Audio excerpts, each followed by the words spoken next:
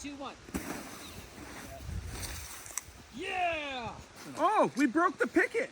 You guys have been requesting a lot of snow anchors. I probably get a message a day for that. I don't know, what do you know about snow anchors? It's really dependent on the snow. So you're saying there's only one type of snow and everything they see in this video is the only thing they'll ever need to learn everything about snow anchors? Of course.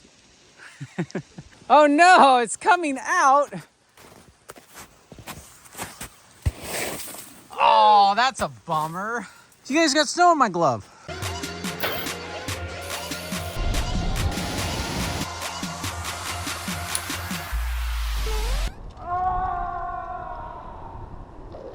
So yeah, we're in the Cascades. It's Snoqualmie Pass. We have what's known around here as Cascade concrete. It gets really heavy and wet, especially in February. And so we're gonna kind of look at the snow layers to see what we have for today. And that will change early season, late season. Rocky Mountains are gonna have drier snow. The Wasatch Mountains are gonna have different snow. So you definitely wanna dig somewhat of a little pit to see what your conditions are, to know what the best anchor to use. So the first thing we did was kind of carved out a little pit here, at least 2-ish feet. And I have a snow thermometer, -2 degrees Celsius. The best way to do is kind of just feel the layers with your fingers and see like where it gets soft. Like it got soft there, and like it's really soft there, and really soft. So this is all the snow that's settled down as it melted over the last few weeks. That'll just help us know like how deep we need to make anchors, how deep, how big of an anchor we need to make, and what tools to use for that. What kind of anchor do you want to build now? That's what we're gonna find. That's why we're here. All right. Hi, Joe. Hi, Ryan. You look familiar. Have we met? So we've got ourselves a jigger laying on the ground here, which is just a piggyback haul system, so to speak. It's a 5-to-1 tied to a nice little fir tree here of just barely adequate diameter. And we'll be doing our anchors up on the slope up here.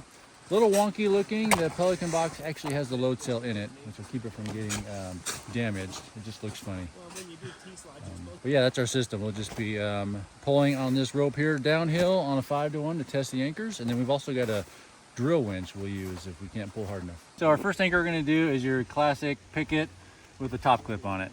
Generally know that this is the weakest one, but it's also probably the one you're going to do if you're right here at ice axe arrest and your partner's hanging in a crevasse and you need to do something. You're probably going to do this right here.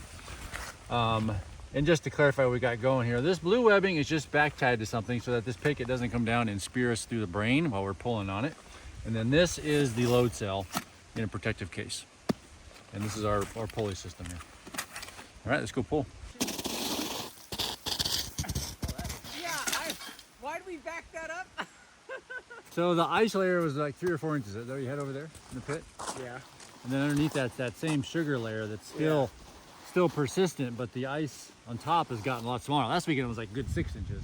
Yeah. And it held the picket quite well. Okay, next we'll do a 2-foot picket with a mid-clip point on it, cable clip. Generally known these are much better than the top clip, but we're gonna prove it. The trick with the mid-clip is you got to get the cable cut through the snow. You can either do that by someone stepping on it and yanking on it, or with a snow saw, cut a little channel in it. You don't want to dig because you don't want to loosen all the snow in front of the picket. You just want to slice that cable through.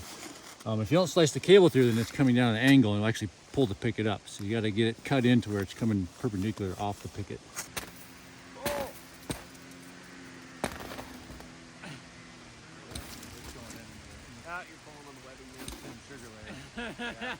It just went straight down. That is not what I was expecting it to do. Yeah, I thought it would pop right out, but it's making its way back to where it was. It came out. It came out the same hole. It just slid down the.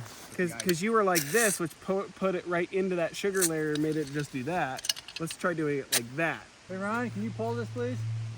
You got it. Now. Anything else you need me to do? So, since we can't get the vertical ones to stick very well, we're gonna do the next one, which is a T-slot anchor. Stomp your picket down. And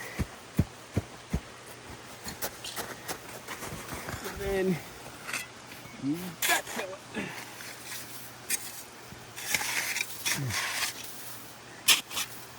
And for these, it's the snow in front you want to hold, so You can borrow from behind? you can borrow from behind.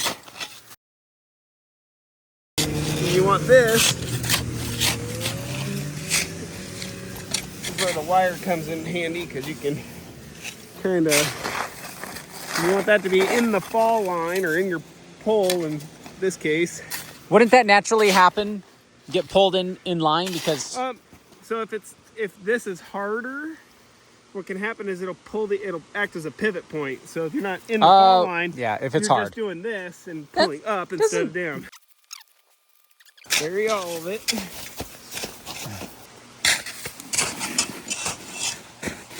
So this was a 3-foot picket with about a 3-foot cable extension or cable lanyard. Oh no! Nothing's safe! Yeah, but 40, 1, 2, 3.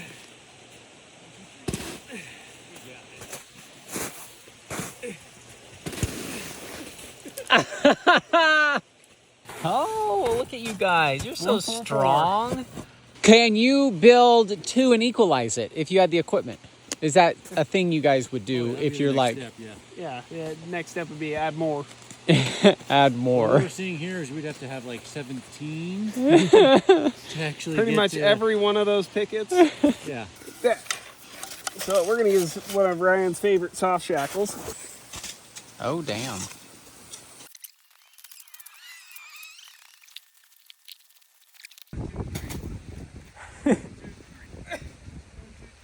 Wow, you finally built an anchor that works. Got one. You need some help. Yeah. 3, 2, 1. Oh, it's starting to go. 3, 2, 1. 3, 2, 1. Yeah! Oh, we broke the picket. So that's what MSR said happens. Yeah, yeah. That Wasn't attached. That was just in front. No, it was attached to This that is- one. This one was just sitting in front. Was this the vertical? That was the horizontal. So it was horizontal. And it rotated. Probably when we pulled, it bounced, it rotated, and just folded. It failed the flange and, And then it went. then come. These holes are rated around 2,000 pounds. You clip a bean of that and pull. But we will find out in a The minute. hole will blow out at 2,000 pounds, but apparently Well- you can bend it at less than that. I want to know. So see now what we we have bent it at. 18-inch pickets. Oh, look what we did. Oh no! Oh, we pulled it through. How did that happen? Oh, this got stuck in the snow. Oh I don't no! know if we're getting that out. Oh, we I are. can't- I can't open it. Yeah, the other one's. Whoa! Fire in the hole! That was a dynamic event. So 8.14 is the MBS of my box. If you're cold and need to warm up, digging a snowballer is a great way to do that. It can also be a pretty good anchor. Our conditions today are terrible for any kind of picket anchors, as we've been showing you. So we're gonna try the snowballard, which is basically just digging this ditch up here in the snow, putting something to pad on here, and then wrapping the rope around this horn. And basically we're just slinging this snow horn here with rope, and use that as an anchor. The big danger is that the rope will just cut through it, so we pad it with something like a backpack or foam sleeping pads, things like that. Rope bags work. Doesn't really take a whole lot. Pad it, and then basically these things always work because you can just make them bigger and bigger and bigger. So, what's the failure mechanism here? If the bag, if it doesn't cut through the snow, is it take? This chunk of snow will give. Okay, Yep. but this is our good layer. This is the layer we like. It's the sugar crap underneath well, we we're into don't. the sugar crap. So there's a good chance that this top You're icy thing will just. I brought my alpine climbing lightweight rope. your 15 mil Alpine half rope. This is ridiculous. We'll have to show it next to But I yours. guess that's what we're using. So. I can hear you pulling. Action.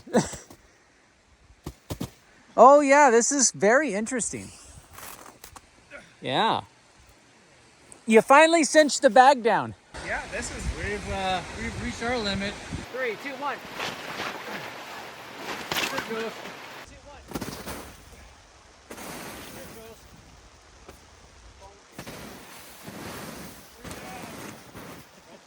Finish it! 6.19. It's the MBS of a bollard. Did another one where it's a vertical with a horizontal with a vertical in front of it. Only we used 2-foot pickets instead of 3-foot pickets. And what's your theory about that? Hopefully not to break the 2-foot picket. 2, 1. Pull! Cable broke. 2, 1. What's our force? A broken pelican case. Whoa! More! 9.5. I'm just impressed we're getting these numbers. We broke the cable extension at the Okay. crimp. I will note this is the one we pulled on earlier though, so. Where's the back of my box? Oh, yeah. But this does show that the 3-foot picket broke in half Yeah. at a km less than the 2-foot picket, That's pretty cool. which is kind of impressive. The midpoint is better, and I think that was one we had the hardest time failing, is one single thing, one single one single picket. The dead man is usually what we do in SAR. It's usually the strongest. I think we proved that here. In these snow conditions, we did have to do 2 and equalize them to get really strong enough for a rescue load. That's very doable. Takes 4 pickets and gear, but fortunately in SAR we have gear, lots of gear. And people usually. Do you have large teams in SAR? Yeah. Okay. Yeah, around here we do. Seattle area, yeah, we definitely have large teams. So you never just trust your life to just one of these? I mean, in climbing you could, but in these conditions I wouldn't. These conditions are pretty iffy for any kind of snow anchor.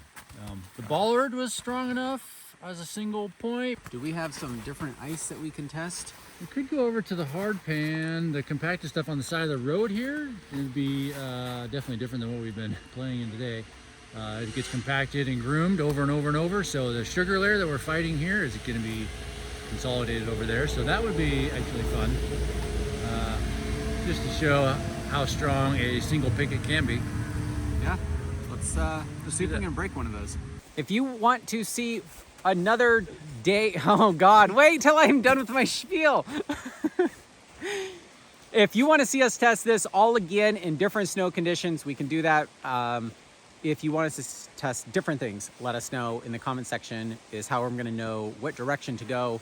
People just been requesting this a long time, and I wanted to just start because I don't know where to start. Snow's new to me. Because the snow sucks over there, we're in where they groom, which is going to be really hard and packed and consolidated snow. So we're going to try the vertical pickets in this kind of snow because we know it's going to be really consolidated. And did you clip the top eye? So this is a 3-foot long picket clipped to the very top eye.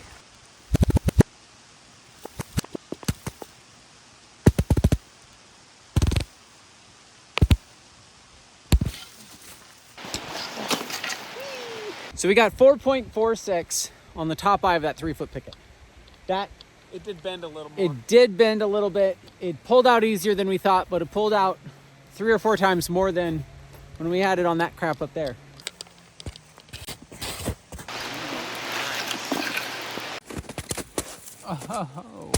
Oh, that's gonna happen. There's that hole, and there's that hole. Maybe you have to explain the tipping backwards part.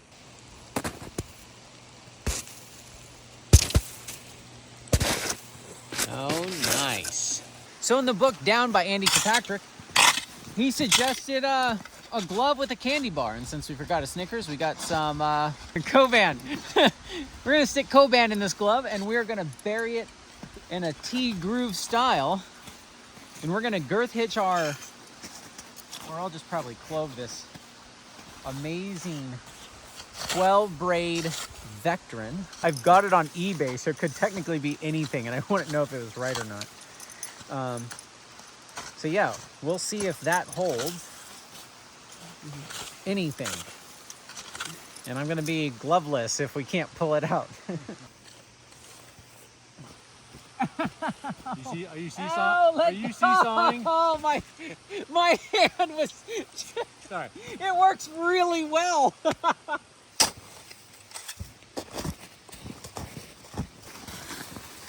Yeah, we gotta do the slot in front of it too.